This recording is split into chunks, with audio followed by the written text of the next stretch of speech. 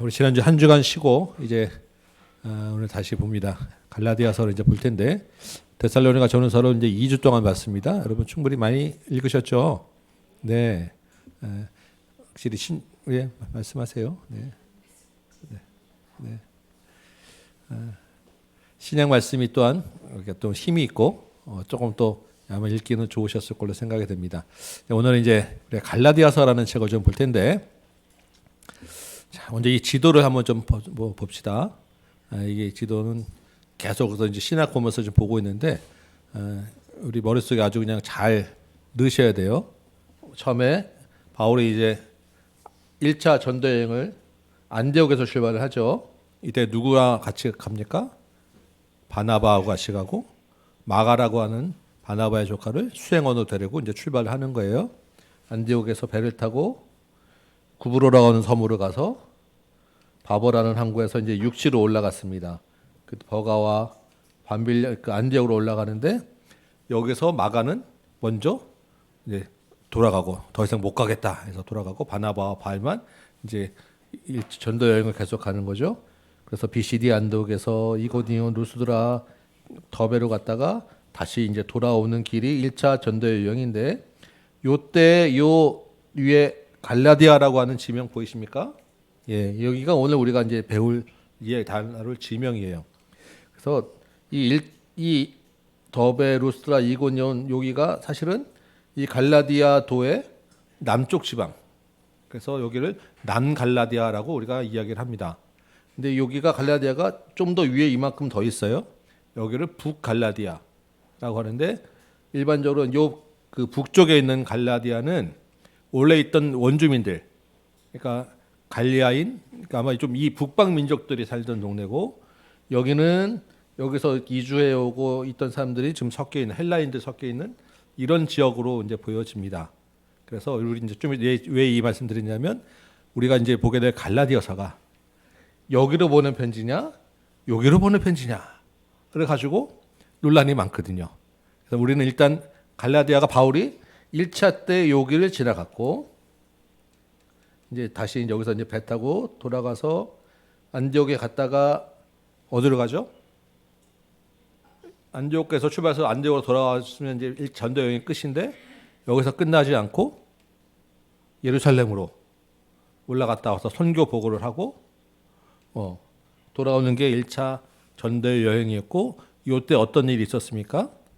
예루살렘 공의회라고 하는 사도행전에서 굉장히 중요한 그 기점이 되는 거예요. 왜냐하면 공식적으로 이방인 선교가 허락된 시점이거든요. 이방인에게도 복음이 있다라고 공식적으로 예루살렘 교회가 인정한 굉장히 그 최초의 공의회 회의가 있어서, 거기서 이방인들에게도 모든 그 율법의 짐을 짓게 하지 말고 음행과 더러운 것과 목매인 것과 피 흘리는 것만 그거는 하지 말자. 그거는 유대인이든 이방인이든 다 멀리하는 거니까 그거 외에는 다 율법에서 자유함을 주고 복음을 전하게 하자라고 했던 게 예루살렘 공의였단 말이에요. 그게 여기서 끝나고 그 이후에 이제 2차 전도 여행을 다시 가는데, 처음 출발은 1차 때 갔던 데를 한번 돌아보자라고 시작해서 요 더베, 루스드라 여기가 아까 요 갈라디아의 남쪽 지방이었잖아요. 여기까지 갔다가 바울이 어디로 가고 싶어 합니까? 갈라디아서 부르기아서 원래는 일로 가려고 그랬는데 아시아로 가려고 그랬는데 못 가서 부르기아 갈라디아 부르기아 갔다가 여기 무시아 앞에서 요 위로 올라가려 했다가 여기도 못 가고 다시 끝까지 가서 이 드로라고 하는, 이게 이제 우리 뭐 고대 보면 그리스와 이 아시아가 싸웠던 그 트로이 전쟁 있었던 데가 요 드로아거든요. 여기서 배 타고 마게도니아로 건너가서 이제 2차 전도 여행이 계속되면서 우리가 데살로니가 갔다가 쫓겨나가지고 베레아 갔다가 아덴과 고린도까지 가고, 여기서 1차로 보낸 편지가 데살로니가 전서, 다시 또 보낸 편지가 데살로니가 후서, 여기까지 우리 했단 말이에요. 그리고 이제 이 갈라디아서를 여기서 이 시점에서 보게 되는데, 갈라디아서는 빨리 쓰여진 것 같긴 한데 시점이 정확치 않으니까 그냥 대충 요 시점에서 보면서 여기서 보낸 편지를 일단 생각하고 보자라고 했지만, 실제로 우리가 갈라디아서를 보다 보면 이게 지금 이 뒤라기보다는 아까 1차 전도 여행의 끝 무렵쯤에 보여지는 데살로니가에 보낸 편지보다 앞쪽으로 보여진다라고 하는 게 원래 많은 요즘의 이야기입니다. 예전에 이제 원래는 이 갈라디아서가 굉장히 3차 전도 여행 때 쓰여진 AD 한 50년 후반 내에 쓰여진 책이 아니냐라고, 그래서 북쪽에 보낸 편지라고 우리가 생각했었는데, 근래 이제 오면서 신학자들이 자꾸 연구하고 하다 보니까 내용이 그게 아니고 안 맞는 것 같아요. 예루살렘 공의회하고 굉장히 많은 부분이 연결돼 있어요. 갈라디아서가. 예루살렘 공의회가 어떤 내용이라고 말씀드렸죠?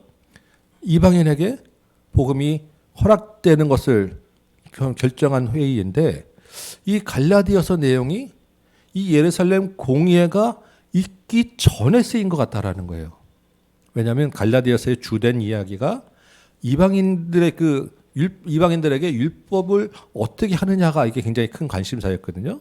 근데 사도 바울이 그 얘기를 하면 예루살렘 공의회가 이미 결정이 됐으며 봐라, 예루살렘 공의회에서 이미 그 얘기 결정됐는데 니네들 왜 자꾸 따지냐라고 이야기를 하면 되는데, 그게 없는 상태에서 지금 바울이 하는 얘기를 봐서 봐서는 그보다 앞인 것 같아 하고 따져 보니까 이미 이 데살로니가가 우리 지난주 할 때 이게 아마 제일 처음에 쓴 편지 거다라고 일단 우리가 보여지지만 정확치는 않지만 실제로는 이 갈라디아서가 더 먼저 쓰여진 것 같다. 이 2차 여행에 가기 전에 1차 여행지에 요 예루살렘 공의회가 있기 전에 쓰여진 책이 아니겠느냐라고 하면 갈라디아서가 사실은 그럼 제일 먼저 쓰여진 책일 수 있겠다라는 게 많은 그 학자들의 의견입니다. 저도 봤을 때 그게 좀 더 맞을 거는 같아요. 근데 우리가 굳이 지금 그런 순서를 가지고 여러분과 같이 논쟁을 할 수 있는 시간은 아니기 때문에 일단 우리가 데살로니가전서 먼저 편하게 봤고, 이제 오늘 갈라디아서를 한번 좀 볼 거예요.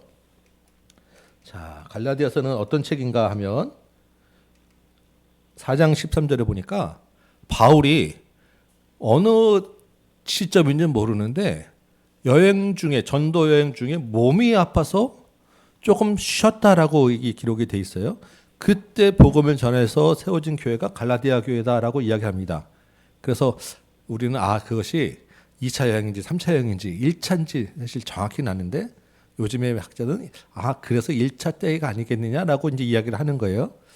근데 그러면 사실 갈라디아는 주된 선교 대상지는 아니었고 잠깐 지나가는 교회 지역이 아니었겠냐라고 생각이 되는데, 거기에 어쨌든 바울이 지나가는 흔적으로 복음으로 교회가 세워졌어요. 근데 그러고 나서 이제 지나서 보니까 이 갈라디아 교회에 이상한 소리가 들리는 거예요. 갈라디아 교회에 다른 복음을 가지고 들어간 사람들이 갈라디아 교회에 들어가서 교인들을 자꾸 이제 현혹시키고, 근데 그 다른 복음을 가지고 했던 사람들이 무슨 얘기 하냐면 사도 바울은 사도가 아니야. 사도 바울은 사도가 아니야라고 얘기하면서, 그러니까 자동적으로 바울이 이야기한 복음은 틀렸어. 반은 맞고 반은 틀렸어. 이 얘기를 하는 거예요. 자, 사도라고 이야기할 때 사도가 뭐냐면, 우리가 사도행전 처음에 가룟 유다가 죽은 대신에 그 자리를 마띠아로 세웠죠. 그때 사도에 대한 기준이 거기에 나와 있습니다. 뭐냐면 예수님과 같이 다니면서 말씀을 들은 사람이 그 중에서 행실이 바르고 신앙 깊은 사람을 뽑은 게 사도였어요. 그러니까 사도는 실질적으로 12사도만 사도고, 나머지들은 사도는 아니지만 복음 전하는 지도자로 이렇게 이름이 되었던 건데, 사도 바울은 예수님과 같이 다닌 적이 없어요. 그러니까 일반 사람들 보기에는 왜 바울이 사도야? 사도는 아니고 그냥 복음 전도자야 라고 이야기할 수 있는데, 바울은 나는 사도야 라고 이야기해요. 왜 그렇습니까? 예수님을 직접 만났으니까, 예수님에게 직접 그 복음 전하는 말씀을 들었으니까 나는 사도야라고 이야기하는데, 이게 사실은 우리가 바울이 사도면 어떻고 아니면 어떻겠냐라고 하지만, 중요한 거기 관점이 되는 것은 그 바울이 전한 복음의 정통성이 거기에 같이 따라가게 되는 거거든요. 바울이 어떤 이야기를 이방인들에게 하고 다니냐면, 바울의 복음의 핵심은 믿음으로 구원 얻는 거야 라는 게, 그래서 이방인도 혈통은 유대인이 아니지만 믿음으로, 예수 그리스도를 믿음으로 구원 얻는 거야. 이게 소위 말하는 우리 이신층이 우리가 믿는 복음이잖아요. 그런데 이 당시에 대부분의 이 유대교회에 있는 그리스도인들이 가장 그 머릿속에 있는 것은 복음을 구원받는 건 좋은데 유대인이어야 돼. 왜? 유대인이 택함 받았으니까. 그래서 이방인에게도 복음 전하는 것은 좋고 이방인도 구원이 허락되었는데 이방인이 구원을 얻으려면 유대인처럼 돼야 돼. 이게 이제 가장 큰 핵심이 있는 거예요. 그럼 이방인이 유대인처럼 돼야 되는 것은 어떻게 해야 되냐면 율법을 지켜야 된다는 거예요. 이방인이 그럼 예수 그리스도도 믿고 율법도 지켜야 돼. 근데 율법에서 다른 가장 유대인으로 이방인과 유대인을 구별하는 핵심적인 지표가 뭐냐면 할례를 받는 거였어요. 지금 우리는 주일 성수 빨간 성경책 띄고 교회 다니는 것이 믿느냐 안 믿느냐의 가장 큰 기본이 되는 거죠. 이방인들 그 당시에는 이방인과 유대인을 구별하는 그리스도 그러니까 예수 믿는 거 빼고 그냥 유대인과 이방인을 구별하는 가장 큰 지표가 되는 게 할례였던 거예요. 그러니까 이방인이 복음을 듣고 예수 믿는 것은 좋은데 유대인을 통해서 구원을 있으니까 유대인 이방인에게도 할례를 받아야 돼라고 한 게 지금 갈라디아 교회에 와서 다른 복음으로 전했던 사람들의 이야기고 바울은 아니야 다 필요 없어라고 해서 그게 이미 예루살렘 공의회에서 결정이 된 상이란 말이에요. 근데 지금 그걸 가지고 논쟁을 하는 거 보니까 이게 그 전인가 보다라고 이제 생각하는 거고 지금 우리는 이게 별거 아닌 거로 좀 보이죠. 우리가 주일 성수 안 한다고 해서 구원이 없냐라고 할 때 우리는 그거 주일 성수를 해야만 구원받는다고 이야기하지 않아요. 맞습니까? 예. 예수를 믿기 때문에 믿는 마음으로 자연스럽게 주일 와서 예배 드리는 것이지 주일에 예배를 드려야만 구원을 받는다라는 것은 잘못된 신앙이라는 거예요. 맞습니까? 예. 오직 구원은 예수 그리스도를 믿음으로 말미암는 복음이야. 이게 복음인데 이때는 이게 굉장히 첨예한 상황이 된 거예요. 그 첨예한 할례를 받느냐 안 받느냐에 대한 이야기를 가지고 쓴 게 갈라디아서예요. 근데 할례만의 문제가 아니라 또 한 가지는 그러다 보니까 이 유대인들이 이방인들과 같이 음식 먹는 것 자체를 꺼렸어요. 이때는 그러니까 그리스도인과 관계없이 유대인은 이방인을 멀리했잖아요. 이방인하고는 같이 섞이면 안 돼. 근데 예수 그리스도를 믿은 다음에는 사실은 그 안에서 다 같이 한 형제가 돼야 되는데 역시나 예수 그리스도를 믿었어도 이방인은 유대인으로 전환이 되어야만 되기 때문에 이방인과 같이 밥도 잘 안 먹었단 말이에요. 밥 먹는 자리에 같이 이방인과 밥 먹으면 저 사람이 왜 이방인과 같이 밥 먹어? 라고 했던 시절에 지금 갈라디아 교회에 보니까 이방인과 밥 먹는 문제 가지고도 지금 문제가 되고 있다라는 거예요. 또 한 가지는 절기를 지키냐 안 지키냐. 이때 구약에 지금 초막절도 있고 유월절도 있고 제사도 있고 많이 있잖아요. 근데 예수 그리스도가 오심으로 이 절기들이 뭐냐면 다 예수님을 모형으로 그려지는 것들이니까 더 이상 제사가 드릴 필요도 없고 예수 그리스도 예배하면 되는데 믿음으로 하면 되는데 그럼에도 불구하고 여전히 예수를 믿으면서도 절기는 또 다 지켜야 됐다라는 거죠. 그런 그 세 가지 문제가 지금 이 갈라디아 교회 내에서 처음에 바울이 복음 전했을 때는 이방인들이 예수님만 믿으면 되는구나라고 했는데 유대인 그 율법에 있는 할례주의자들이 와서 너희들이 바울이 말한 그거는 반만 맞고 반은 틀린 거야. 이것도 해야 돼라고 해서 지금 이 바울 내에 문제가 이 갈라디아 교회에 문제가 생겨서 근데 바울을 이제 이것도 해야 돼라고 했던 사람들은 거봐 바울은 사도가 아니니까 이런 소리 하는 거야라고 이제 바울을 공격함으로써 지금 이 갈라디아 교회에 바울의 그 얘기를 듣고 정말 욱 해가지고 그냥 격한 마음으로 뭐야라고 해서 격한 마음으로 쓴 편지가 갈라디아서예요. 그러면 안 돼. 그거 아니야라고. 그러니까 갈라디아서는 그냥 우리가 평범하게 읽을 책이 아니라 굉장히 막 그냥 격한 마음 그대로 막 흥분해서 나를 공격해라고 하는 그 공격에 대한 분노와 내가 전한 복음이 틀렸어라고 하는 거에 대한 그 분노와 너희들이 잘 나가다가 왜 이제 이렇게 됐어라고 하는 그런 그 안타까움 이런 것들이 막 섞여가지고 그냥 감정의 기복을 넣어서 읽을 책이 갈라디아서예요. 그런데 이 갈라디아서가 그러다 보니까 어떤 내용을 담고 있냐면 이 핵심 우리 복음에 대한 핵심이 이 갈라디아서에 바울이 아주 논증적으로 잘 설명한 바울이 그야말로 우리 복음에 대한 가장 기본 믿음으로 구원을 얻는다고 하는 기본 교리를 잘 설명해 준 책이 갈라디아서가 된 거예요. 또 이 책이 또 이런 얘기 어디 있냐면 로마서가 잘 돼 있죠. 로마서는 바울이 작심하고 쭉 생각하고 연구해서 처음부터 논리적으로 쭉 쓴 책이고, 갈라디아는 으아 해가지고 그냥 생각나도 막 쓰다 보니까 사실은 논증적으로는 조금 어렵고 이 말 하다 저 말 하는 것 같다 하기도 하고, 왜냐하면 감정이 막 들어가 있으니까 그렇긴 하지만 이 갈라디아서가 마틴 루터가 종교개혁을 일으키게 된 가장 기본이 되는 책이 갈라디아서였어요.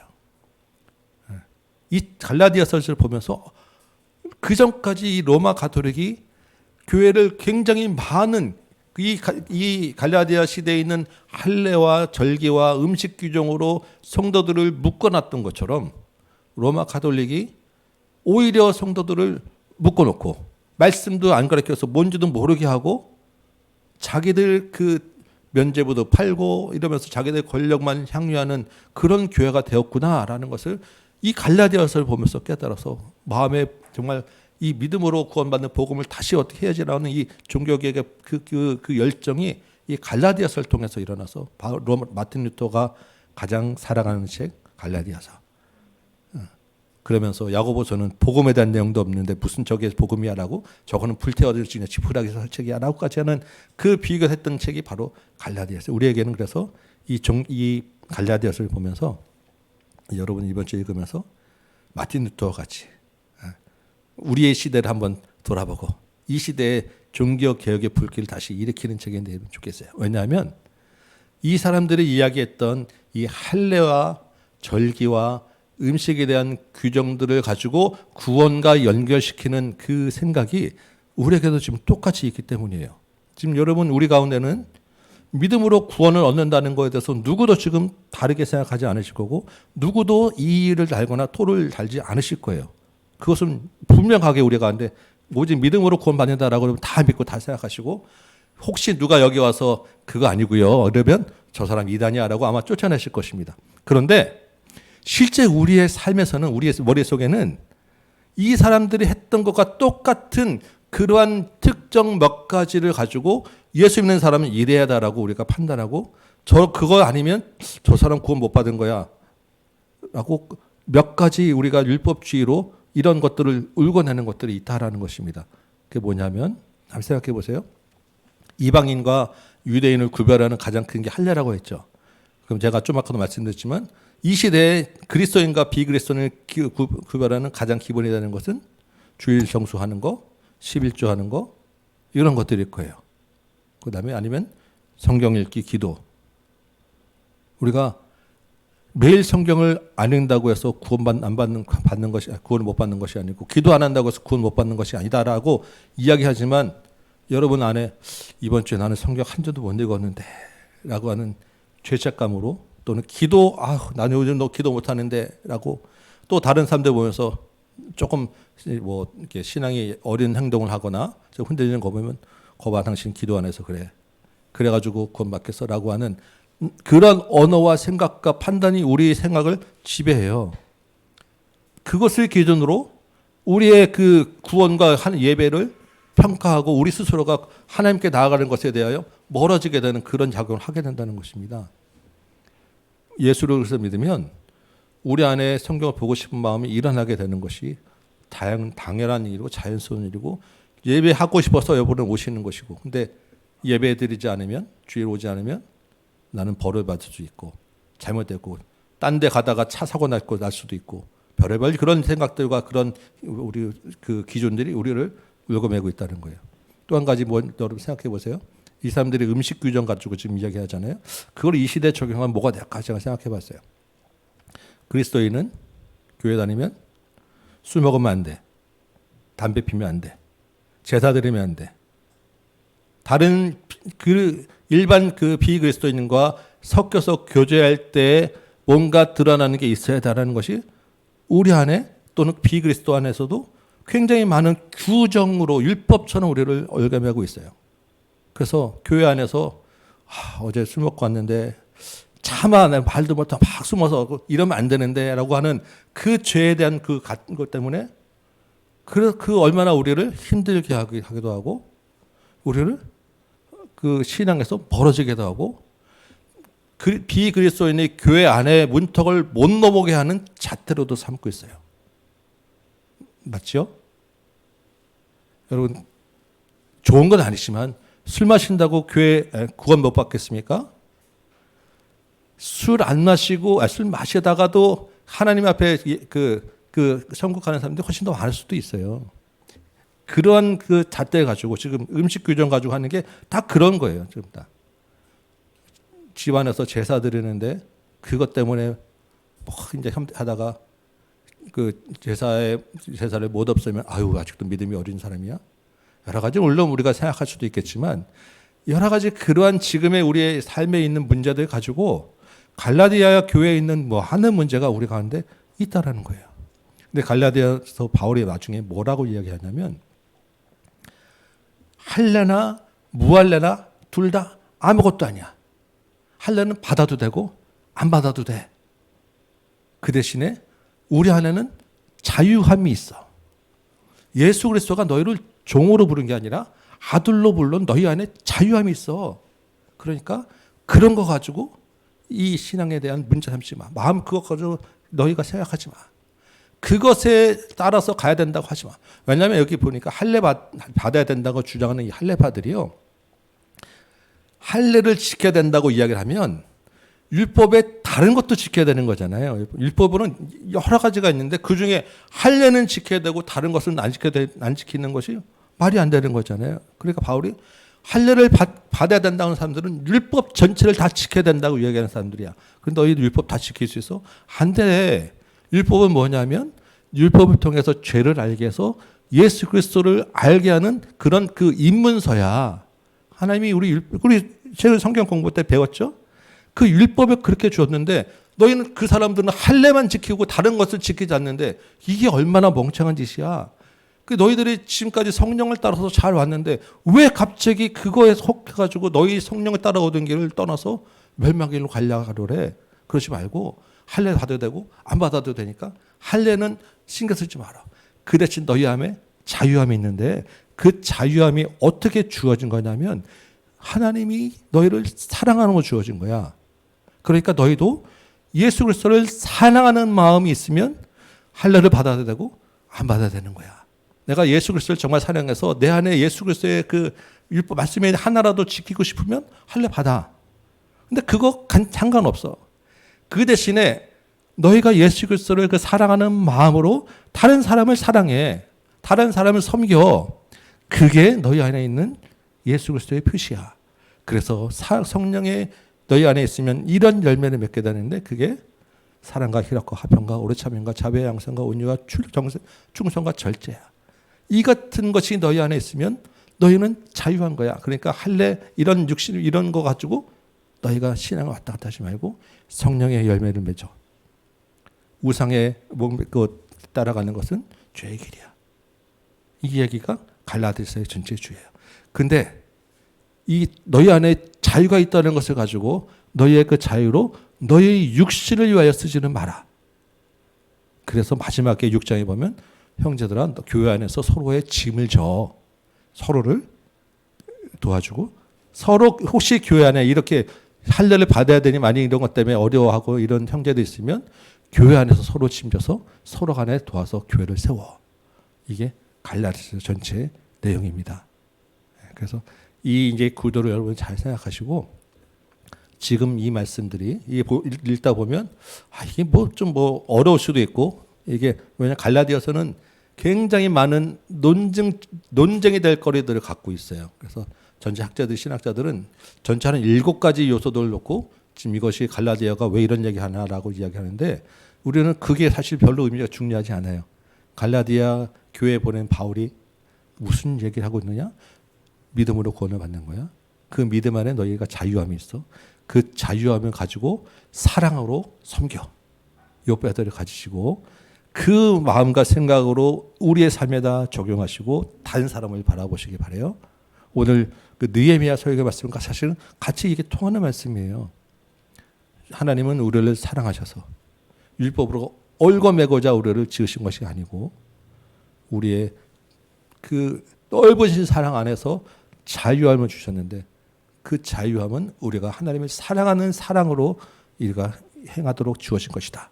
이것이 갈라디아서입니다. 이 말씀을 보면서 한번 간단하게 한번 쭉 제가 읽어가면서 그냥 이렇게 몇 분, 몇 절 정도만 좀 정리해드리고 마치도록 할게요. 예.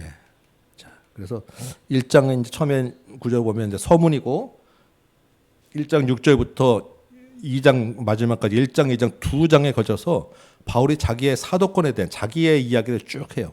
내가 예수님을 박해하는 자였지만 지금은 내가 사도가 됐어. 이것이 사람에게서 난 것이 아니라 하나님에게서 난 거야. 내가 이 바울이 자기의 사도권을 인정받기 위해서 예루살렘 교회를 내가 2번이나 왔다 갔다 해가지고 내가 야고보도 만나고 베드로도 만나고 심지어 내가 베드로를 야단치기까지 했어. 나 이런 사람이야.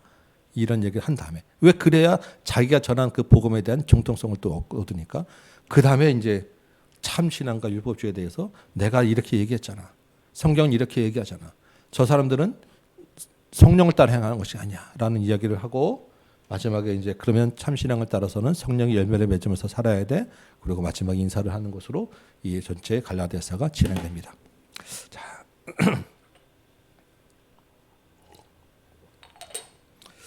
1장 볼까요? 1장 1절 첫 인사가 그래서 이렇게 좀 과격해요. 사람들에게서 난 것도 아니요 사람으로 말미암은 것도 아니요 오직 예수 그리스도와 그를 죽은 자 가운데서 살리신 하나님 아버지로 말미암아 사도된 바울은 바울 서신 중에 아마 이렇게 시작하는 서신은 여기가 유일할 거예요. 이게 좀 첫 편지 시작입니다. 이게 그렇죠? 말 자체가 지금 엄청난 지금 화가 난 그런 격양된 말투겠죠. 함께 있는 모든 형제와 더불어 갈라디아 여러 교회들에게 우리 하나님 아버지와 주 예수 그리스도부터 은혜와 평강이 있길 원하노라. 그리고 6절에 인사 끝나자마자 첫 시작이 그리스도의 인으로 너희를 부르신 이를 이같이 속히 떠나. 너희가 어떻게 이렇게 빨리 복음에서 변질될 수 있어? 다른 복음을 지금 다른 복음이라고 분명히 지금 이야기하는 거예요. 내가 전한 복음과 다른 복음이 어떻게 이렇게 너희 속에 빨리 들어가게 되었느냐라는 것입니다. 그러면서 다른 복음은 없어. 어떤 사람들이 와서 너희를 그리스도의 복음에서부터 변하게 하려 하는데 그렇게 다른 복음을 전한 자는 저주를 받을 거야라고 해서 이 편지 처음에 저주를 막 쏟아내는 그런 편지를 이야기하고 있는 것입니다.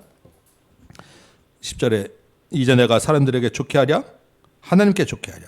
사람들에게 좋게 하려면 그래 좋아 하면서 그래 너희도 율법 이제 좀 할려도 받고 하면 좋지 않겠어라고 예수를 믿는 것과 율법 지키는 것 2개 다 하면 좋겠어라고 좋은 말 할 수 있어. 그런데 그게 아니잖아라고 지금 이야기하는 것입니다. 11절 형제들아 내가 너희에게 알게 하노니 내가 전한 복음은 사람의 뜻을 따라 된 것이 아니야.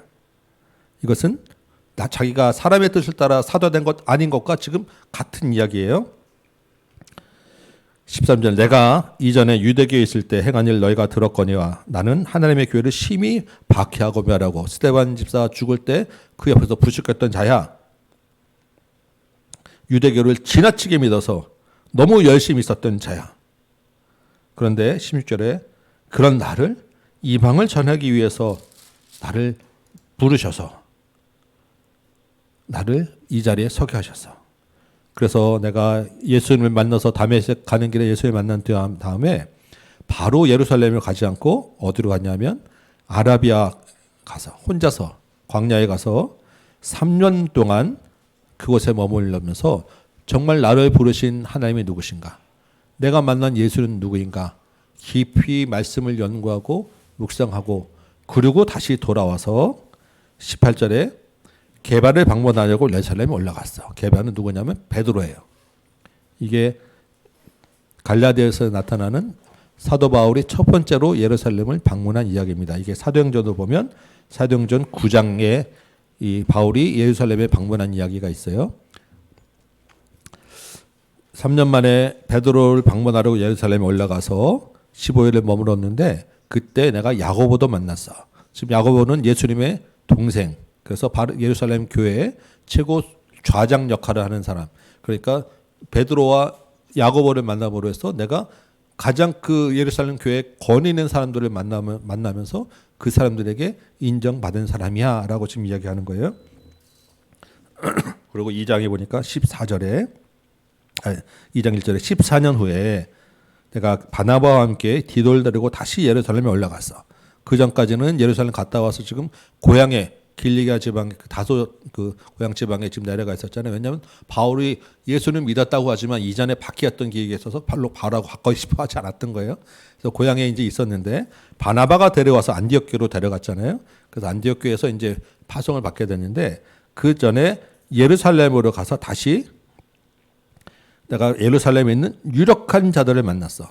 그러니까 예루살렘에 있는 사도들과 큰 교회 목사님들, 예루살렘 교회 신앙에 그래도 좀 인정받는 사람들을 만나서 내가 그 사람들에게 내가 이런 복음을 전할 거야. 내가 전할 이방인의 복음을 전할 것은 믿음으로 말미암아 구원을 받는 것이야라고 설명하고 그래 그 말이 맞아라고 인정을 받고 돌아왔다라는 것입니다. 예루살렘 교회에 공신력 있는 사람들한테 내가 전한 복음에 대해서 확실하게 인정받았어 라고 지금 이야기하는 거예요. 왜 이 얘기를 한다고요?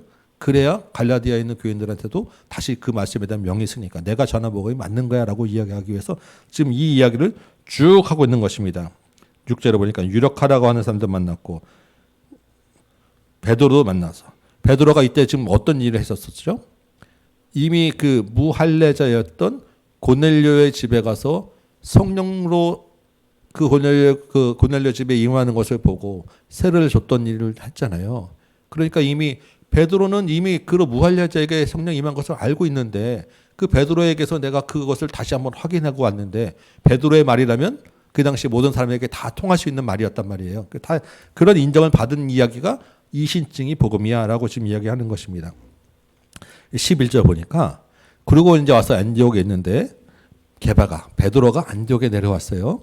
그래서 이제 사도 바울과 일행들이 베드로하고 같이 식사를 하는데 그 식사 자리에 이방인들과 그렇죠. 안디옥은 이방 지역이니까 이방인 중에서 예수님을 믿는 사람들이 섞여 있었을 거 아니에요. 같이 이제 앉아서 밥을 먹고 있었어요. 그런데 예루살렘 교회에서 제일 이제 그 수장이었던 야고보가 몇몇 사람을 지금 보내가지고 안디옥에 지금 사람들이 왔는데 예루살렘 교회에서 사람들이 왔다라고 하는 이야기를 들으니까 밥 먹다가 베드로 갑자기 쑥 빠져가지고 이방인들과 같이 밥을 안 먹은 것처럼 그 자리를 피하더라는 것입니다. 그래서 그걸 보고 바울이 옆에 있는 바나바도 나도 빠져야 되나? 막 쭈뼛쭈뼛하고 있는 걸 보고 바울이 열받아가지고 베드로 당신이 지금 그러면 되겠습니까? 아니 이방인이란 거 이미 당신은 지금 고넬료에게 세례까지 준 사람이 이방인 우리 그리스도인과 같이 밥 먹는 자리를 피하는 모습을 보면 다른 성도들이 얼마나 그 실족하고 다른 사람들이 어떻게 생각하겠습니까? 당신 지금 뭐 하는 짓입니까? 라고 베드로를 막 야단을 쳤다라는 얘기를 하는 거예요. 그러니까 지금 뭘 얘기하는 거예요? 바울이 나 베드로도 야단 친 사람이야. 베드로도 그렇게 실수하다가 혼난 사람, 그 실수한 것을 지적한 사람이야라고 자기가 그만큼 이신층의 복음이 확실하다. 그만큼 공신력 있고 인정받은 거다라는 이야기를 하는 것입니다. 그러니까 뭔 얘기를 하는 거예요? 갈라디아 교인들이요. 이방인들과 밥 먹는 거 아무 문제 안 되니까 그것 때문에 문제 삼지 마라라고 지금 이야기를 하고 있는 거예요. 우리는 15절 본래 유대인이요 이방 죄인이 아니로되 사람이 의롭게 되는 것은 율법의 행위로 말미암이 아니요 오직 예수 그리스도를 믿음으로 말미암는 줄을 알므로. 이게 지금 우리가 믿는 핵심인 거잖아요. 유대인이고 이방인이고 그게 중요한 게 아니라 율법이 아니라 예수 그리스도를 믿음으로 말미암아 의롭게 되는 거잖아. 우리도 예수를 믿나니 이는 우리가 율법의 행위로서가 아니고 그리스도를 믿음으로써 의롭다함을 얻으려 함이라.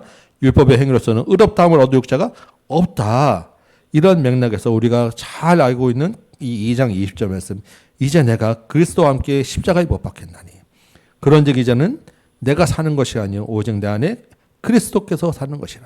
이전에 율법을 따라갔던 것, 예수를 받게 했던 것, 율법을 믿어야만 행해야만 구원을 받는다고 생각했던 그 이전의 모든 사람들은 다 예수 그리스도와 함께 십자가에 못을 박아버렸어. 예수의 십자가는 율법의 모든 것들을 다 그 안에서 묻어버린 십자가가 되는 거야. 이제 내가 육체 가운데 사는 것은 달에서 행하사 나를 위하여 자기 자신을 보내신 하나님의 아들을 믿는 믿음 안에서 사는 것이라 라고 하는 이 16절과 20절의 그 귀한 말씀으로 자기 자신의 이야기를 마무리해요. 그리고 이제 3장에 들어가서 자 이제 갈라디아 교인 여러분이여 어리석도다 갈라디아 사람들이여 예수 그리스도께서 십자가에 못 박히신 것이 너희 눈앞에 밝히 보이거늘 너희가 분명히 그것을 보고 믿었거늘 이제 와서 누가 너희를 깬다고 거기에 홀라당 넘어가면 되겠냐? 이 얘기를 하는 거죠. 3절 보니까 너희가 이같이 어리석으냐? 너희가 성령으로 시작하였는데 얼마 지나지 않아서 이제 다시 육체로 돌아가려고 하느냐? 이제 다시 율법으로 돌아가려고 하느냐? 너희에게 성령을 주시고 너희 가운데서 능력을 행하시는 이의 일이 율법의 행위에서냐? 아니면 믿음에서냐? 지금 계속해서 그냥 막 쏟아내고 있죠. 그러면서 예를 들은 게 아브라함의 예를 든 거예요. 왜 아브라함의 예를 들었는가 생각해 보면 이 할례자들이 와서 들었던 예가 아브라함이었던 것 같아요. 아브라함 봐봐. 아브라함은 하나님을 믿었지. 그런데 하나님을 믿으면서 율법에 의한 그 아브라함과 하나님이 언약을 맺잖아요. 그것이 율법이라고 이야기를 하는 거예요. 아브라함은 하나님과 그 맺은 약속도 지켰어. 율법도 지켰단 말이야. 그러니까 너희도 아브라함의 자손이 되려면 아브라함처럼 그 언약을 지켜야 돼. 율법을 지켜야 돼. 라고 그렇게 아브라함 예를 들어서 공격을 하니까 바울이 그 똑같은 아브라함을 예를 들어서 자 생각해봐. 아브라함이 언제 사람이야? 율법은 언제야? 율법이 주어진 것은 시내산이지. 시내산이 몇 년이야? 시내산은 아브라함보다 430년 뒤야. 그러면 누가 먼저야? 아브라함이 언제지? 근데 왜 지금 와서 율법을 얘기해? 라고 하는 이야기를 하는 거예요. 그럼 하나님이 아브라함과 맺었던 언약은 뭐냐면 그 언약과 율법은 그건 다른 거야. 하나님이 아브라함과 언약을 맺을 때 누구와 맺었냐면 아브라함과 그의 자손과 맺은 거야. 아브라함 자손이 누구냐? 예수 그리스도야. 그러니까 실제로 하나님은 예수 그리스도를 이 땅에 보내주셔서 우리를 구원하신다는 약속을 아브라함 때부터 주신 거야. 그런데 아브라함이 그 약속을 믿었기 때문에 그 믿음으로 아브라함을 의롭다 하시고 믿음의 조상에 세워준 거야. 아브라함이 율법을 지켜서 그 믿음의 조상이 된 게 아니야 라고 3장에서 길게 얘기해 준 거예요. 우리는 아브라함의 씨로 아브라함의 후손으로 주신 예수 그리스도를 믿음으로 예수를 통해서 아브라함의 자손이 되었다. 믿음으로. 그러니까 너희도 예수 그리스도를 통해서 믿음의 자손이 되었으니까 율법을 통해서 아브라함이 자손되는 게 아니야 라고 3장에서 그 논지를 쭉 세워주신 것입니다. 예, 이게 지금 바울이 막 이제 이 얘기를 보면 도대체 이게 무슨 말인가라고 좀 헷갈릴 수 있으신데 이 이야기 논지를 아브라함의 자손과 하나님의 약속을 주셨는데 그 자손은 예수 그리스도를 이야기하는 것이고 이 예수 그리스도를 믿음으로 우리가 아브라함의 자손, 믿음의 자손이 되었다. 유대인이 되었다. 영적 유대인이 되었다라는 게 바울의 논지다라는 것을 여러분 기억하시기 바라요. 그래서 23절 보니까 믿음이 오기 전에는 우리는 율법 아래 매인 바 되었었어. 이 복음을 이렇게 듣기 전에는 율법을 다 지켜야만 되는 줄 알았어. 그런데 율법은 그리스도를 알게 하는 초등학교 선생님이야. 입문서야. 26절에 너희가 다 믿음으로 말미암아 그리스도 예수 안에서 하나님의 아들이 되었어. 그래서 누구든지 그리스도와 합하기 위하여 세례를 받은 자는 예수 그리스도에 의해 세례를 받으면 그리스도로 원하는 사람이야. 유대인이나 헬레인이나 종이나 자유인이나 남자나 여자나 다 그리스도 예수 안에서 하나야. 그러니까 너희가 서로 같이 밥 먹는 거 가지고 어렵게 하지 마. 문제 삼지 말어. 너희는 그리스도의 것이며 곧 그리스도 안에서 너희도 아브라함의 자손이야. 그래서 아브라함에게 주신 약속이 너희에게도 유효한 거야. 4장 4절에 때가 차면 하나님이 그 아들을 보내사 여자에게 낳으시고 왜 여자에게 낳았다는 얘기 하겠어요? 창세기 3장 15절에는 여자의 후손으로 사단의 뱀의 머리를 밟게 하시는 그 후손으로 오신 분이 있다는 거예요. 율법 아래에 있는 자들을 속량하시고 우리로 아들의 명분을 얻게 하기 위해서 예수 그리스도가 왔잖아. 그러므로 내가 이후로는 종이 아니고 아들이니 아들이면 하나님의 유업을 받은 자야. 그러니까 이제는 너희가 죄에 가서 율법에 가서 종로로 다시 봐라. 4장 10절을 보니까 너희가 날과 달과 절개와 해를 삼가 지키고 있지. 절개 지키고 수고하는 거 좋지만 그것 때문에 너희가 구원을 받는 것은 아니야. 내가 너희를 위하여 수고하는 것이 헛되가 두려워하느라 내가 그렇게 이신칭이 복음을 얘기하니 너희가 흔들리고 보니까 참 큰일 났어 내가. 그래서 다시 너를 위하여 해산하는 수고를 다시 해야 될까 지금 내가 그 생각을 하고 있어. 이게 4장 19절이죠. 4장 17절에 그들이 대적들이 너희에게서 열심히 내는 것은 좋은 뜻이 아니야. 너희를 유익하게 하는 게 아니라 너희에게 잘난 척해서 자기들이 좀 높아지려고, 그래서 너희를 좀 이간시키려고, 너희를 현혹시키려고 하는 것뿐이야. 내가 20절에 내가 이제라도 너희와 함께해서 내 언성을 높이려 하면, 지금 이미 머리 끝까지 있는 화를 지금 이야기하고 있다는 거예요. 너희에 대해서 지금 너희가 흔들리고 있는 것을 보면서 내가 지금 마음이 맛이 힘들어하는 이야기를 하고 있는 것입니다. 그러면서 또 한 가지 예를 드는 게 아브라함의 그 두 자손들이죠. 하나는 이스마엘과 이삭에 대한 이야기를 하는 거예요.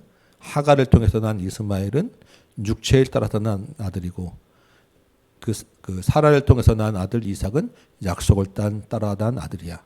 그런데 가만 보니까 이 이스마엘이 이삭을 좀 괴롭혔지. 그런 것처럼 이 육신을 따라온 나는 세상이 너희를 괴롭힐 수 있지만 결국에 그 아브라함의 뒤를 이어서 그 재산을 상속받은 사람이 누구야? 이삭이잖아.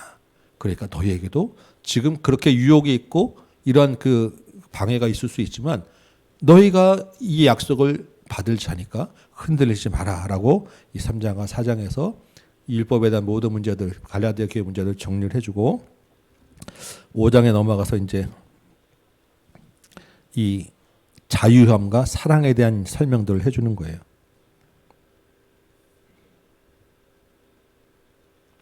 5장 13절 보니까 저기 6절부터 볼까요? 6절. 예. 그리스도 예수 안에서는 할례나 무할례나 효력이 없으되 사랑으로서 역사하는 믿음뿐이야. 그래서 바울이 지금 이때 디도라고 하는 그 헬라인 그 제자를 같이 데리고 다니는데 디도에게는 할례를 받지 않게 해요. 관계 없다는 거예요. 그런데 나중에 보면 디모데는 또 할례를 받게 해요. 디모데도 안 받아도 되는 이방인이었지만 디모데는 왜 할례를 받게 하냐면 그 디모데가 사역하는데 혹시 걸림돌이 될 수 있으니까 그래도 할례를 받는 것이 좋겠어. 받고 안 받고는 문제가 아니야. 그 사역에 다른 사람이 볼 때 필요하면 받을 수도 있고 안 받을 수 있는 거야. 그러니까 그거 가지고 너희가 문제 삼지 마라. 그런데 12절에 13절에 너 형제들아 너희가 자유를 위하여 부르심을 입었으니 너희에게는 예수 안에서 율법에 대한 자유함이 있어. 그런데 그 자유를 육체의 기회로 삼지 말고 오직 사랑으로 서로 종로두라. 이것이 바울이 하고 싶은 이야기입니다. 온 율법은 내 이웃 사랑하기를 내 자신같이 하라 하신 말씀에서 이루어졌나니 율법도 사실은 예수님이 말씀하셨잖아요. 너희가 하나님을 사랑하고 이웃을 사랑하는 것이 율법의 기본 최고의 핵심이야. 만일 서로 물고 먹으면 피차 멸망할까 조심하라. 그래서 19절 육체의 일은 분명하니 음행과 더러운 것과 호색과 우상숭배와 주술과 원수 맺는 것과 분쟁과 시기와 분냄과 당짓는 것 분열함 이단 투기 술취함 방탕한 그와 같은 것들이라. 전에 너에게 경계한 것 같이 경계하노니 이런 일을 하는 자들은 하나님 나라를 유업으로 받지 못할 것이야. 이러한 행실 자체가 문제가 있겠지만 그 안에 예수 그리스도가 없으면 이런 행실을 따라갈 수밖에 없게 되기 때문이야. 그런데 너희가 성령이 너희 안에 있으면 너희 행실은 어때야 하냐면 22절에 오직 성령의 열매는 사랑과 희락과 화평과 오래 참음과 자비와 양선과 충성과 온유와 절제야. 이것이 너희 안에서 나타낼 거야. 그러니까 성령을 따라서 행하면 이것을 너희 속에서 금지할 법이 없어. 율법으로 이런 것들을 금지할 수 없어. 25절 만일 우리가 성령으로 살면 또한 성령으로 행할지니 헛된 영광을 구하여 율법 지켰다고 헛된 영광을 구하여 서로 노엽게 하지 말고 서로 투기하지 마라. 6장 형제들아 사람이 만일 무슨 범죄한 일이 드러나거든 그러니까 너희는 한 형제고 자의 의함에 너희 안에 있지만 혹시 실수하고 율법적으로 행할 수도 있는데 그렇게 되면 온유한 심정으로 그런 자를 바로잡고 너도 그 자신을 살펴보고 너도 시험을 받을까 서로 각자 조심해. 그리고 서로 짐을 져서 그런 일이 생기지 않도록 서로 돕고 서로를 권면해. 그래서 그리스도의 법을 서로 성취하게 해. 9절 보니까 우리가 선을 행하되 낙심하지 말지니 이러한 일을 하고 예수 그리스도의 믿음으로 성령을 따라 살다 보면 그것이 우리에게 힘이 어려울 수도 있고 또 이런 여러 가지 유혹이 올 수도 있지만 포기하지 마. 끝까지 믿음을 지키다 보면 때가 이름에 거두게 될 거야. 그러므로 우리는 기회 있는 대로 모든 이에게 착한 일을 하되 예수 그리스도의 복음을 전하는 일을 하되 더욱 믿음의 가정들에게는 더욱더 힘이 있고 권면해서 같이 서로 협력해서 주의 삶을 감당해. 12절 무릇 육체의 모양을 내려하는 자들 율법을 따라 행해야 된다고 하는 자들은 억지로 너희에게 할례를 받게 하는데 그것은 잠시 너희 박해를 면하게 하려 할 뿐이야. 그것에 현혹되지 마라. 그 사람들 보니까 할례를 받았다고 해놓고 그 사람들 스스로 다른 율법은 지키지 않잖아. 그러면서 너희에게 할례만 받게 하라는 게 그게 뭐야? 너희에게 자랑하려고 그거 다 할례 받았어라는 거 그거 하나 자랑하게 하라는 거 말고는 다른 게 아무것도 없는 거야. 그러니까 내게는 우리 주 예수 그리스도의 십자가 외에는 결코 자랑할 것이 없나니 그리스도로 말미암아 세상이 나를 다하여 십자가에 못 박히고 내가 또한 세상을 다하여 그러하고 할례나 무할례가 아무것도 아닌데 오직 새로 지으심 받은 것 예수 그리스도 안에서 새 사람이 된 것만이 내게 중요해. 17절 이후로는 누구든지 나를 괴롭게 하지 말라. 내가 내 몸에 예수의 흔적을 지니고 있노라. 형제들아 우리 주 예수 그리스도의 은혜가 너희 심령에 있을지어다. 이런 말씀들을 11절 보니까 6장 11절 내 손으로 너희에게 이렇게 큰 글자로 써서 보내. 그러니까 제발 믿음에 든든히 서기 바래 라고 갈라디아의 교회 편지를 마무리합니다. 바울이 우리에게 이렇게 큰 글씨로 주진 않으셨지만 예수 그리스도가 더 분명한 복음을 우리에게 주셨습니다. 이 말씀을 잘 한번 집에서 다시 잔잔히 읽어보시면서 내가 지금 믿고 있는 바가 무엇인가? 내가 지금 혹시 다른 복음으로 내가 섞여 있지는 않은지 한번 돌아보시기 바라고 이 말씀으로 우리 교회 안에서 성도들과 같이 어떻게 세워갈 것인가? 우리에게 주신 사명으로 사랑으로 섬길 것인가? 한번 적용해 보시고 우리 함께 하나님 나라를 세워가는 우리 모든 다음께 성도 되시기 바랍니다. 제가 기도하도록 하겠습니다. 고맙고 감사하신 아버지 하나님, 주께서 우리에게 율법이 아니라 믿음으로 구원 얻게 하심을 허락하셨사온데 우리가 이 복음에 감사하여 믿음으로 나아가는 모든 식구들 되게 하여 주옵시고 행여 우리 가운데 다른 복음으로 변질되게 하는 자들이 있으면 경계하고 분별하여 복음에 바로 서게 하여 주옵시고 우리가 서로 형제의 짐을 나눠주고 서로 사랑으로 섬김으로써 예수 그리스도 안에서 자유함을 얻는 우리 모든 다음께 성도 되도록 인도하여 주옵소서. 예수님의 이름으로 기도하옵나이다. 아멘. 네, 수고하셨습니다. 네.